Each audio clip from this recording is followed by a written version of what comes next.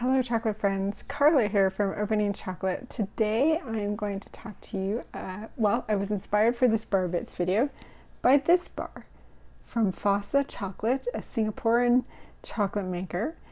It's their Lychee Rose milk chocolate bar. And I am going to talk about lychee. I could talk about roses too, but today we're going to talk about lychee. So, am I saying it wrong? Well, it depends on who you talk to.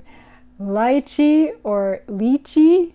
I called one grocery store to see if they had it, and I said lychee. The lady corrected me with lychee. I called the next one. I said lychee. She corrected me with lychee. So, according to Webster's dictionary, it's lychee, but I'm not going to fight you on any of it. You pronounce it either way, and I will know what you were talking about.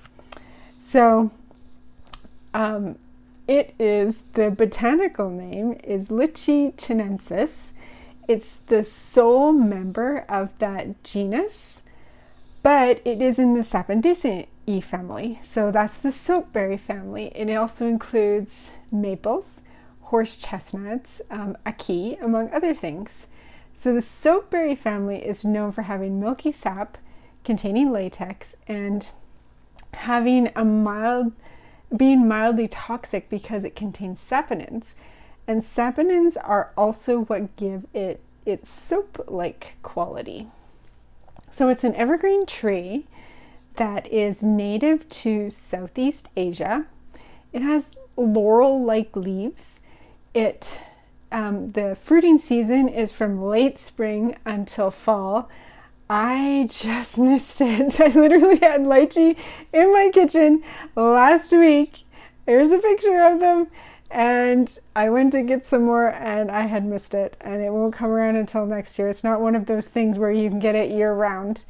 It's used to make wine, jams, candies. The internet tells me that sometimes it's called alligator strawberry, but I have never heard it called that. Maybe you have where you live. The skin itself is an inedible, kind of like eggshell covering, and the seed is also inedible, but in between the skin and the seed is the fleshy aril, and that is the part that we eat. Sometimes you can get lychee that have like shriveled, non-viable seeds inside that are called chicken tongues. That's a valuable cultivar. So the flavor of a lychee is slightly sweet, slightly floral. Some people will say soapy, depending on your floral tolerance. A tiny bit tart, but not really. It's a lot of people say that cacao pulp tastes like lychee, and I don't think so personally. I think lychee has a really prominent floral note that I don't often find in cacao, and I think cacao can be a little more acidic or tart than lychee fruit, but you describe it how it works for you. So lychee is actually one of the most economically significant fruit stands in Eastern Asia. Historically, it was domesticated twice. We know this from the genetic record. In two different places. One of them was for an early fruiting tree, and the other one was for a late fruiting tree. We have unofficial Chinese records referring back to lychee as far back as 2000 BCE.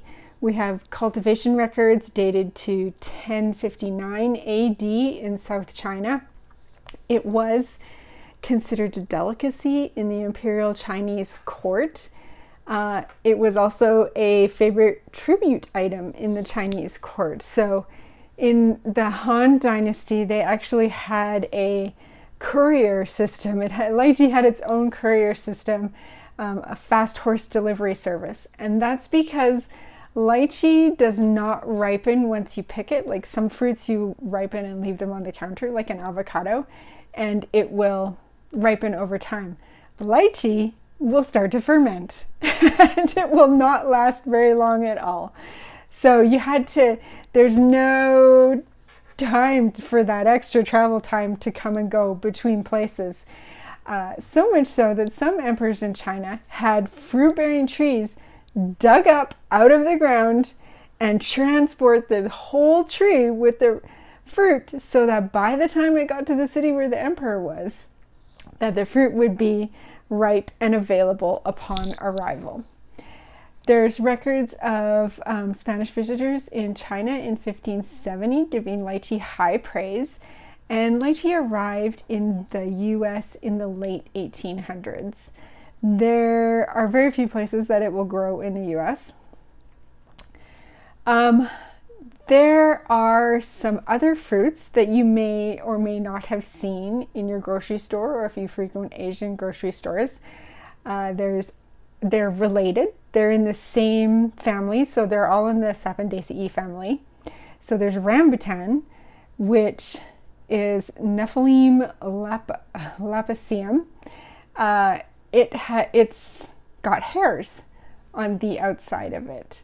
Same thing, hardish shell that you kind of pop open and eat the fleshy arrow.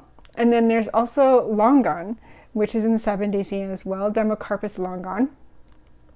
They sometimes are called dragon eyeballs, little brown fruits that look distinct from the other two. They have the fleshy arrow that you eat as well and a seed inside.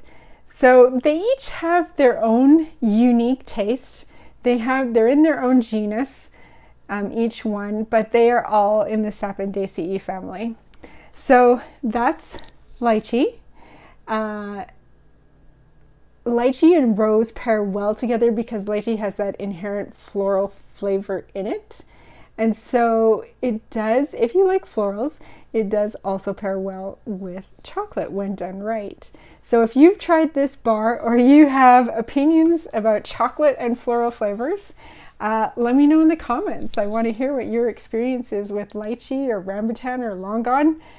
And if you've had any of these, what we still today consider exotic fruits, or how you pronounce it, lychee or lychee, let me know. So that's it for this week's Bar Bits. I will see you next time when we talk about all things chocolate. See you then.